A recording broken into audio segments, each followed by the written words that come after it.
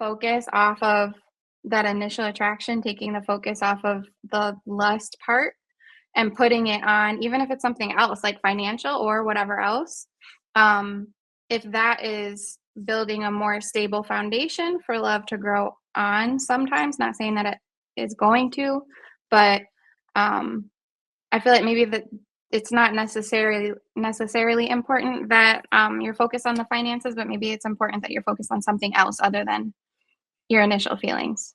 I don't know if I'm making sense, but that was kind of No, what I came you That is to. a are. great. Yeah, you are. But you know what's so interesting too, Aria? A lot of people are born and raised under lust. Everything is lust. Like if you really look at it psychologically in terms of like the things that from young children, how they're raised um and reared all the way to their teenage years. And you look at the things that they've seen, the things that they're exposed to, from TVs, movies, advertisement, the constant always in your face and trying to project and sell you this sort of dream. They themselves don't even believe, what they see at times. Right. And it's gotten to the point that's all most people talk about, because when I've gone on dates and I've talked to women and I've asked these certain questions, a lot of them look at me like I had three heads, and they'll be like, oh, no one has ever asked me that, oh, no one has ever brought that up. So I'd be curious, like, what the fuck y'all be talking about then, if y'all not talking about any of the things that allow you to see if you're compatible, if you can see yourself with this person long time, if you share the same or similar values. What are you spending your majority of the time talking about? Your favorite color, favorite TV show, like where you want a vacation? Like that is the simplest thing that we could talk about. That's all that's up and down the IG timeline. But the deeper stuff people don't want to talk about because unfortunately it makes them uncomfortable because they haven't sat with themselves long enough to fully vet those things for themselves to be able to share or articulate it with someone else of interest. That's really what it is. And that's the part that scares most people. They haven't gone far. They think they've gone far. They haven't crossed to the other side to feel confident and and have conviction in who they are. Most people out here do not have conviction of who they are. They have conviction of what society tells them that they ought to be, how they ought to behave, how they ought to dress, the things that they should demand, and yet they don't even demand those very things from their own self. So, there you Like that. Anybody else? I think Yeah, I kind of wanted to add to something she said. Y'all mentioned something about lust, and then y'all mentioned like y'all juxtaposed it against like this deeper, slower growing love. And to me, that's a misunderstanding. To me, lust is a type of love, and that deeper familial bond that you're talking about is another type of love. And I think a lot of times the confusion people have is it's not very often that you find those two things in one place because they come from opposite instincts.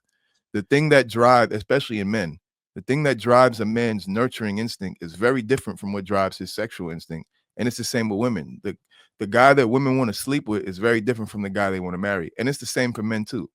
The woman that we want to sleep with is very different from the woman we want to marry.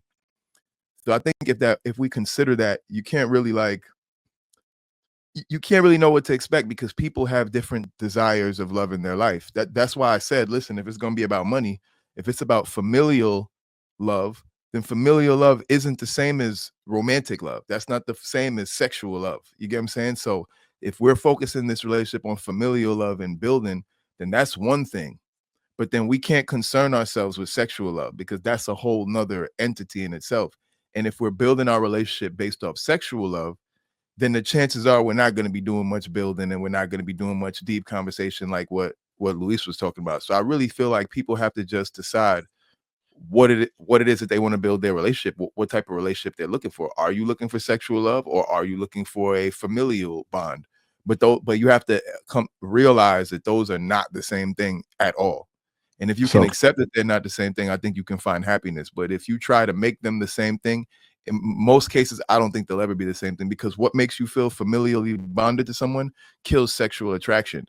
And what makes you feel sexually attracted to someone is not think you can't look at them like family. You get what I'm saying? So I'll yield there. But Cloud, in most instances where relationships are based on lust and just only sexual attraction, not like any of the other chemistry and none of the other components, or what I like to call ingredients of the relationship, those tend to burn up fast and die out quick, right? Because it's not, it cannot sustain for long periods of time. There are some that go very long, don't get me wrong, but for like years and years, it just doesn't. You know what I'm saying? People change, and people way of thinking evolves too. I think more so it's harder for people to display that publicly. And so when people, because if you really talk to a lot of people that have this burning passion for somebody, like the person that they was the side person, or the person that burning passion has usually been there for a long time. Like they knew this person in high school and they're in their 40s now and they still feel the same way about that person in high school. So usually those lust driven relationships actually last a long time. It's just that they don't have a foundation that you can kind of step into the light with. So it's very hard to go to people, hey, this is my lover, and all we do is fuck. You know what I mean? It's very hard to do that and say that this is who I'm dedicating my life to. People kind of need an excuse publicly to be with someone. So we have to say, oh, well, we're building a family and we're building together and we're starting a business and this is about growth. And some people don't want that in life. Some people just want somebody that they could just have a good time with and have sexual love with. So that's what I'm saying. I don't think it's necessary that they fizzle out. I just think that one is a little bit more acceptable in society. So one type of love kind of goes towards the shadows. You have people cheating to express that love. You have mistresses to express that type of love. And one is more publicly acceptable, and that's the familial bond. And I think that especially for men, it's viewed that by a certain age, you should be giving up your sexual desire and seeking out familial bonds, you know?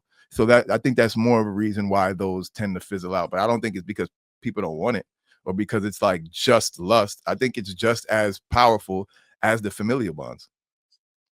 I mean, even the Greeks had a name for it when it came to naming love. Like they talked about the godly love and the family love as agape love. Then you have eros, which is romantic love, which is sexual. And then you have the philios, which is like brotherly love or love for your fellow man. So, you know.